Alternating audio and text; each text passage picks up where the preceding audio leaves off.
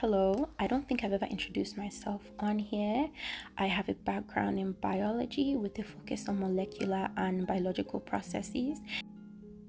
And on my free time, I like to learn about hormonal processes and functions.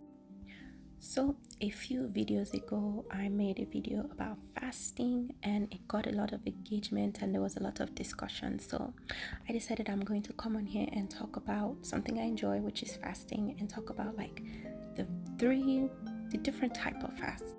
So, there are different type of fast. I'm sure we all know about fasting for Ramadan, fasting for spiritual purposes, fasting for Lent.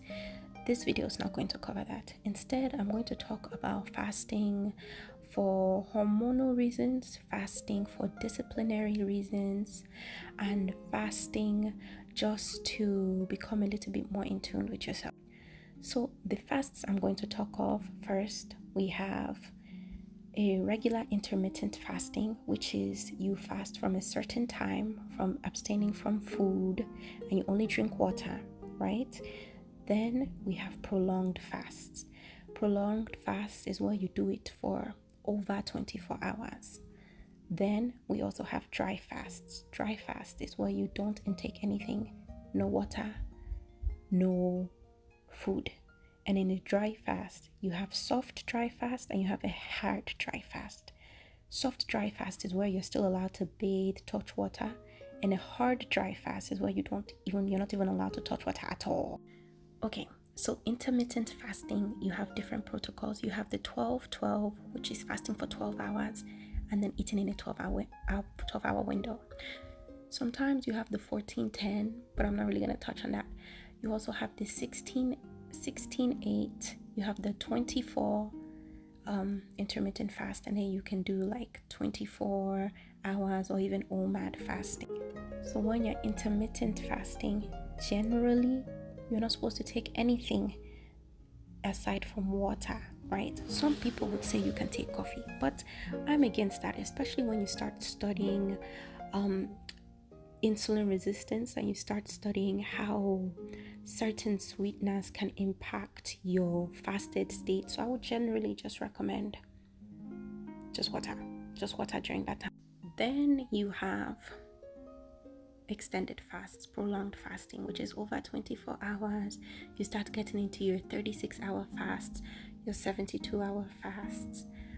Like, if you want, I can get more in depth into this. I can talk about the pros and cons of each fasting style, what the literature shows, what the journal shows. Just let me know. And then finally, I'm going to talk about dry fasting. You have a soft dry fast and a hard dry fast.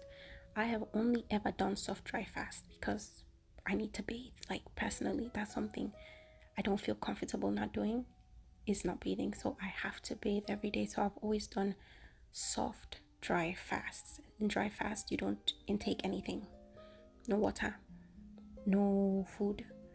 Some people would say if you're starting to get a headache, you take a little bit of pinch of salt, Himalayan salt, take it and it helps with the headache.